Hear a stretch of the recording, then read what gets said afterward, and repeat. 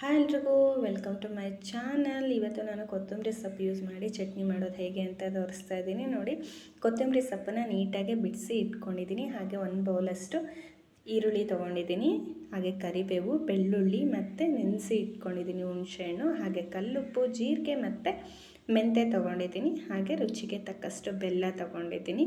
First ಸೊಪ್ಪನ್ನು ನೀಟಾಗಿ wash ಮಾಡ್ಕೊಳ್ಳೋಣ. ನಮಗೆ ಎಲ್ಲರಿಗೂ ಗೊತ್ತಿರೋ ಹಾಗೆ ಸೊಪ್ಪಲ್ಲಿ ಹೇರಳವಾದಂತಹ ಪ್ರೋಟೀನ್ ಮತ್ತು ವಿಟಮಿನ್ಸ್ಗಳಿರುತ್ತೆ. ಆದರೆ ಹಾಗೆ ತಿನ್ನಿ ಅಂತಂದರೆ ಯಾರೂ ತಿನ್ನಲ್ಲ. ಆಲ್ಮೋಸ್ಟ್ ಕೊತ್ತಂಬರಿ ಸೊಪ್ಪಂತೂ ಎಲ್ಲರೂ ಸೈಡಿಗೆ ಎತ್ತಿಡೋರೆ ಜಾಸ್ತಿ. ಈ ಥರ ಚಟ್ನಿ ಮಾಡ್ಕೊಂಡು ತಿನ್ನೋದ್ರಿಂದ ಎಲ್ರಿಗೂ ನಿಜವಾಗ್ಲೂ ತುಂಬಾ ಇಷ್ಟ ಆಗುತ್ತೆ. ನೋಡಿ, ಆಯಿಲಲ್ಲಿ ಫಸ್ಟು ಒಂದು 2 ಟೇಬಲ್ ಸ್ಪೂನಷ್ಟು ಆಯಿಲ್ ತೊಗೊಂಡಿದ್ದೀನಿ. ಅದರಲ್ಲಿ ನಾವು ಈರುಳ್ಳಿನ ಹಾಕಿ ಬಾಡಿಸ್ಕೊಳ್ತಾ ಇದ್ದೀನಿ.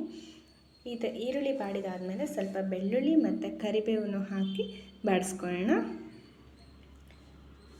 ಈ ಚಟ್ನಿ ಬಿಸಿ ಅನ್ನಕ್ಕೆ ತುಪ್ಪ ಹಾಕ್ಕೊಂಡು ಈ ಚಟ್ನಿ ಹಾಕ್ಕೊಂಡು ತಿಂತಾಯಿದ್ರಂತೂ ನನ್ನ ಮಕ್ಕಳಿಗೆ ಅದು ತುಂಬಾ ಇಷ್ಟ ಆಗುತ್ತೆ. ನೋಡಿ, ಜೀರಿಗೆ ಮತ್ತು ಮೆಂತ್ಯ ಹಾಕ್ಕೊಳ್ತಾ ಇದ್ದೀನಿ.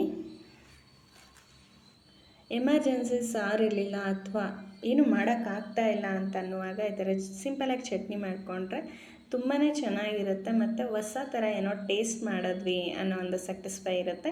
ನೋಡಿ, ನಾನು ಮೆಣಸಿನ್ಕಾಯಿ ಎಲ್ಲ ಹಾಕ್ಕೊಂಡು ಹುರ್ಕೊಂಡಿದ್ದೀನಿ. ಇದೊಂದು ಸ್ವಲ್ಪ ತಣ್ಣಗಾದ್ಮೇಲೆ ನಾನು ಮಿಕ್ಸಿ ಜಾರಿಗೆ ಹಾಕ್ಕೊಳ್ತಾ ಇದ್ದೀನಿ. ಇದನ್ನು ನುಣ್ಣಗೆ ಮಿಕ್ಸಿ ಮಾಡ್ಕೊಳ್ಳೋಣ. ಬಿಸಿ ಇದ್ದಾಗೆ ಮಾಡಿಬಿಡಬಾರ್ದು, ಎಲ್ಲ ಸಿಡಿದ್ಬಿಡುತ್ತೆ. ನೋಡಿ, ಸ್ವಲ್ಪ ತೊರೆಯಾಗಿ ಮಿಕ್ಸಿ ಮಾಡ್ಕೊಂಡಿದ್ದೀನಿ. ಈಗ ಇದಕ್ಕೆ ನಾನು ಹುಣಸೆಹಣ್ಣು ಮತ್ತು ಸ್ವಲ್ಪ ಬೆಲ್ಲ ಹಾಕ್ಕೊಳ್ತಾ ಇದ್ದೀನಿ. ಹಾಕ್ಕೊಂಡು ಇದನ್ನು ನುಣ್ಣಗೆ ರುಬ್ಕೊಳ್ಳೋಣ. ನೋಡಿ, ರೆಡಿಯಾಗಿದೆ. ಈಗ ಇದನ್ನು ಮತ್ತೆ ಬಾಣಲಿಲಿ 1-2 ಟೇಬಲ್ ಸ್ಪೂನಷ್ಟು ಆಯಿಲ್ ಹಾಕ್ಕೊಂಡು ರುಬ್ಬಿರುವಂಥ ಮಿಶ್ರಣನ ಹಾಕ್ಕೊಂಡು ಚೆನ್ನಾಗಿ ಕುದಿಸ್ಕೊಳ್ಳೋಣ. ಕುದೀತಾ ಅದರಲ್ಲಿರೋ ಹಸಿ ಸ್ಮೆಲ್ಲೆಲ್ಲ ಹೋಗಿ ಕಲರ್ ಚೇಂಜ್ ಆಗುತ್ತೆ. ಇದೀಗ ಆಲ್ಮೋಸ್ಟ್ ರೆಡಿ ಆಗಿದೆ. ಇದನ್ನು ನಾವು ಸ್ಟೋರ್ ಮಾಡಿ ಕೂಡ ಇಟ್ಕೋಬೋದು.